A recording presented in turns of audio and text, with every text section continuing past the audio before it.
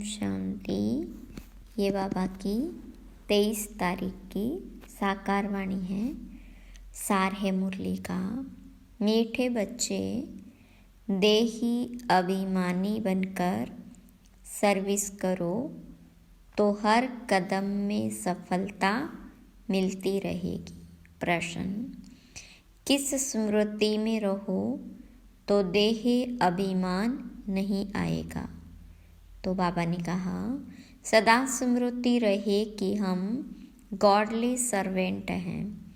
Servant को कभी भी देह अभिमान नहीं आ सकता। जितना जितना योग में रहेंगे उतना देह अभिमान टूटता जाएगा। प्रश्न, देह अभिमानियों को ड्रामा अनुसार कौन सा दंड मिल जाता है? तो बाबा ने कहा, उनकी बुद्धि में यह ज्ञान बैठता ही नहीं। साहूकार लोगों में धन के कारण देह अभिमान रहता है, इसलिए वह इस ज्ञान को समझ नहीं सकते। यह भी दंड मिल जाता है। गरीब सहज समझ लेते हैं। ओम शांति। रूहानी बाप ब्रह्मा द्वारा राय दे रहे हैं, याद करो तो यह बनेंगे। सतो प्रधान बन अपने पैराडाइज राज्य में प्रवेश करेंगे। यह सिर्फ तुमको नहीं कहते, परंतु यह आवाज़ तो सारे भारत बल्कि विलायत में भी जाएगा। सबके पास बहुतों को साक्षात्कार भी होगा। किसका साक्षात्कार होना चाहिए? वह भी बुद्धि से काम लेना चाहिए। बाबा ब्रह्मा द्वारा ही साक्षात्कार कराकर कहते हैं, प्रेम से बनना है तो जाओ ब्रह्मा व ब्राह्मणों के पास। यूरोप वासी भी इनको समझने चाहते हैं। भारत पैराडाइज था तो किसका राज्य था, यह पूरा कोई जानते नहीं। भारत ही हेवन स्वर्ग था। अभी तुम सबको समझा रहे हो। यह सहज राजयोग है जिससे भारत स्वर्ग अथवा हेवन बनता है। विलायत वालों की फिर भी बुद्धि कुछ अच्छी है, वह झट समझेंगे। तो अब सर्विसेबल बच्चों को क्या करना चाहिए? उन्हों को ही डायरेक्शन देने पड़ते हैं। बच्चों को प्राचीन राजयोग सिखाना है। तुम्हारे पास म्यूजियम, प्रदर्शनी आदि में बहुत आते हैं, ओपिनियन लिखते हैं कि यह बहुत अच्छा कार्य कर रहे हैं, परंतु खुद समझते नहीं हैं। थोड़ा कुछ टच होता है तो आते हैं, फिर भी गरीब अपना अच्छा भाग्य बनाएंगे और समझने का पुरुषार्थ करेंगे। साहूकारों को तो पुरुषार्थ करना नहीं है, देह अभिमान बहुत है ना।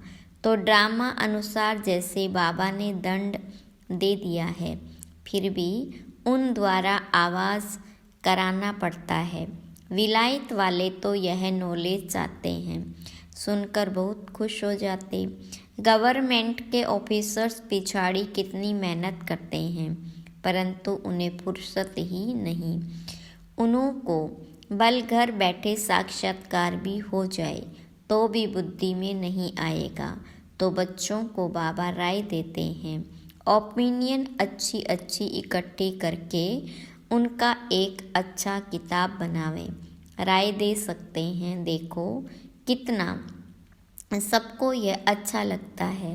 विलायत वाले व भारतवासी भी सहज राजयोग जानने चाहते हैं। स्वर्ग के देवी देवताओं की राजाई जो सहज राजयोग से भारत को प्राप्त होती है, तो क्यों न यह म्यूजियम गवर्नमेंट हाउस में अंदर लगा दे, जहाँ कॉन्फ्रेंस आदि होती रहती है। यह ख्यालात बच्चों के चलने चाहिए। अभी टाइम लगेगा, इतनी जल्दी नरम बुद्धि नहीं होगी। गॉड्रेज का ताला बुद्धि को लगा हुआ है। अभी आवाज़ निकले तो रिवॉल्यूशन हो जाए। माना अभी बाबा कहते आवाज़ निकले तो बहुत साक्षात्कार हो जाए। हाँ, होना ज़रूर है। बोलो, गवर्नमेंट हाउस में भी म्यूजियम हो तो बहुत फॉरेनर्स भी आकर देखेंगे। विजय तो बच्चों की जरूर होनी ही है, तो ख्यालात चलने चाहिए। देही अभिमानी को ही ऐसे ऐसे ख्याल आएंगे कि क्या करना चाहिए, जो विचारों को मालूम पड़े और बाबा से वर्षा लेवे। हम लिखते भी हैं बिगर कोई खर्चा। तो अच्छे अच्छे जो बच्चे आते हैं, राय देते हैं, डिप्टी प्राइम मिनिस्टर ओपनिंग करने आते हैं, फिर प्राइम मिनिस्टर प्रेसिडेंट भी आएंगे, क्योंकि उनको भी जाकर बताएंगे यह तो वंडरफुल नॉलेज है। अच्छी शांति तो ऐसे स्थान होनी है, सच्ची शांति तो ऐसे स्थापन होनी है, जचता है, समझानी भी है, जचने की। आज नहीं जचेगी तो कल जचेगी। बाबा कहते रहते हैं बड़े बड़े आदमियों के पास जाओ, आगे चल वो भी समझेंगे। मनुष्यों की बुद्धि तमो प्रधान है, इसलिए उल्टे काम करते रहते हैं। दिन प्रतिदिन और ही तमो प्रधान बनते जाएंगे। तुम समझने की कोशिश करते हो कि यह विकारी धंधा बंद करो, अपनी उन्नति करो। बाबा आए हैं पवित्र देवता बनाने। आखिर वह दिन भी आएगा जो गवर्नमेंट हाउस में म्यूजियम होगा। बोलो, खर्चा तो हम अपना करते हैं, गवर्नमेंट तो कभी पैसा नहीं देगी। तुम बच्चे कहेंगे हम अपने खर्चे से हर एक गवर्नमेंट हाउस में यह म्यूजियम लगा सकते हैं। एक बड़े गवर्नमेंट हाउस में हो जाए तो फिर सब में हो जाए। समझाने वाला भी जरूर चाहिए। उनको कहेंगे टाइम मुकर्रर करो, जो कोई आकर रास्ता बतावे। बिगर कोई खर्चा जीवन बनाने का रास्ता बताएंगे। यह आगे होने का है, परंतु बाप बच्चों द्वारा ही बताते हैं। अच्छे अच्छे बच्चे जो अपने को महावीर समझते हैं, उनको ही माया पकड़ती है। बड़ी ऊंची मंजिल है, बड़ी खबरदारी रखनी है। बॉक्सिंग कम नहीं है, बड़े ते बड़ी बॉक्सिंग है। रावण को जीतने का युद्ध का मैदान है। थोड़ा भी देह का अभिमान न आए। मैं ऐसी सर्विस करता हूँ, यह करता हूँ। हम तो गॉडली सर्वेंट हैं, हमको पैगाम देना ही है। इसमें गुप्त मेहनत बहुत है। तुम ज्ञान और योग बल से अपने को समझाते हो। इसमें गुप्त रह विचार सागर मंथन करे, तब नशा चढ़े। ऐसे प्यार से समझाएंगे बेहद के बाप का वर्षा हर कल्प भारतवासियों को मिलता है। 5000 वर्ष पहले इन लक्ष्मी नारायण का राज्य था। अभी तो कहा जाता है वैशाल्य। सतयुग है शिवालय, वह है शिव बाबा की स्थापना। यह है रावण की स्थापना। रात दिन का फर्क है। बच्चे फील करते हैं बरोबर हम क्या बन गए थे। बाबा आप समान बनाते हैं। मूल बात है देही अभिमानी बनना। देही अभिमानी बन विचार करना होता है कि आज हमको फलाने प्राइम मिनिस्टर को जाकर समझाना है।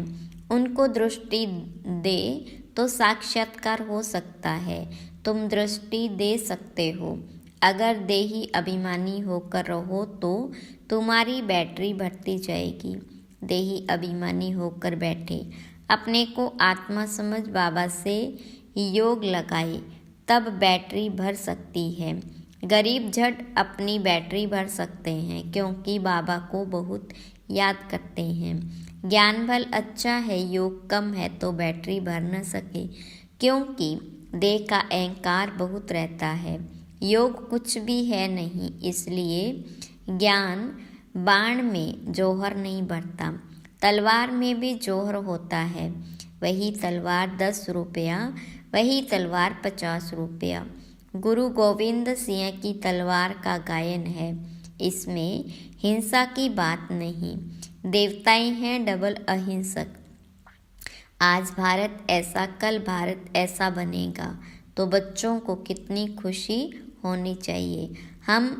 कल हम रावण राज्य में थे तो नाक में दम था, आज हम परमपिता परमात्मा के साथ रहे हुए हैं। अब तुम ईश्वरीय परिवार के हो, सतयुग में तुम होंगे दैवी परिवार के। अब स्वयं भगवान हमको पढ़ा रहे हैं, हमको कितना प्यार मिलता है भगवान का।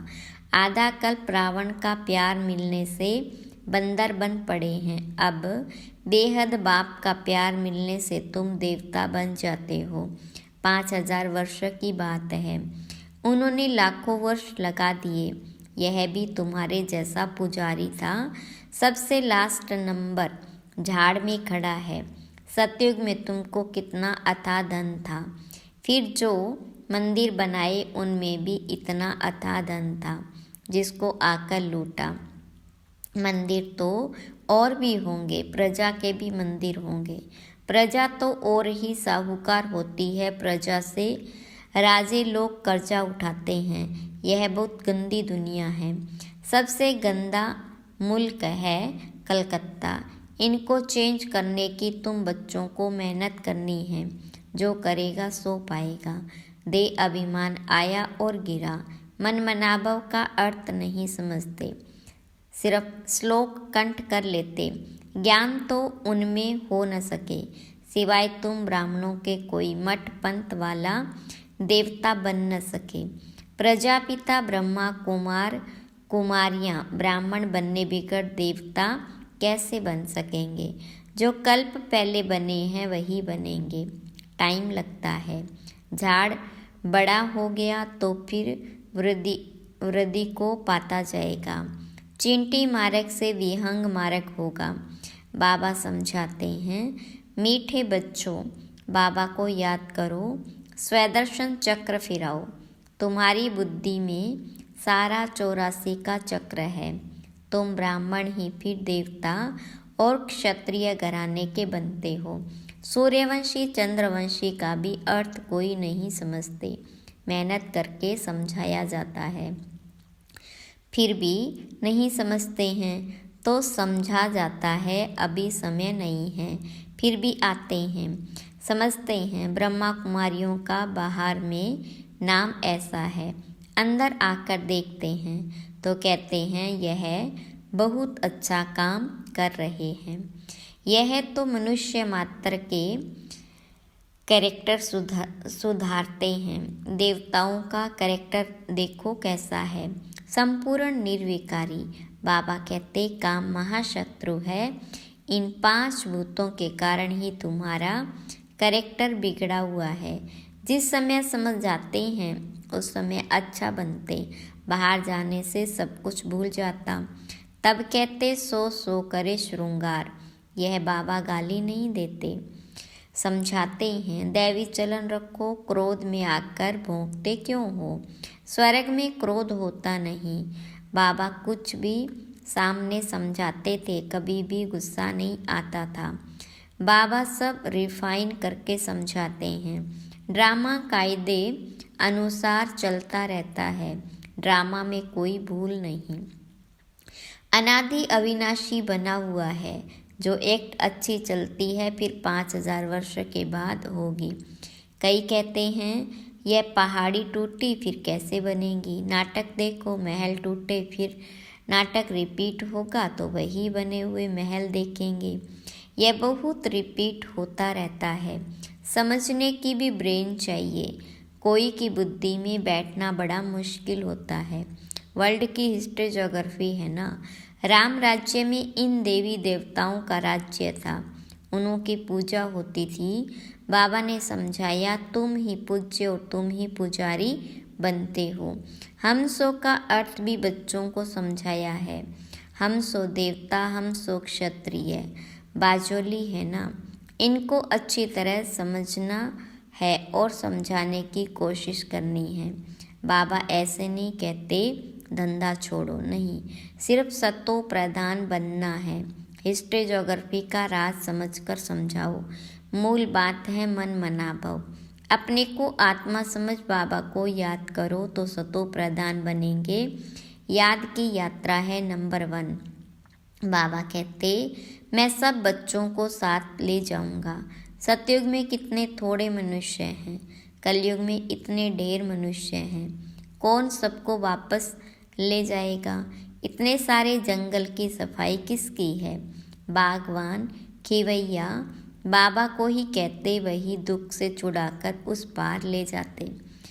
पढ़ाई कितनी मीठी लगती है, क्योंकि knowledge is source of income.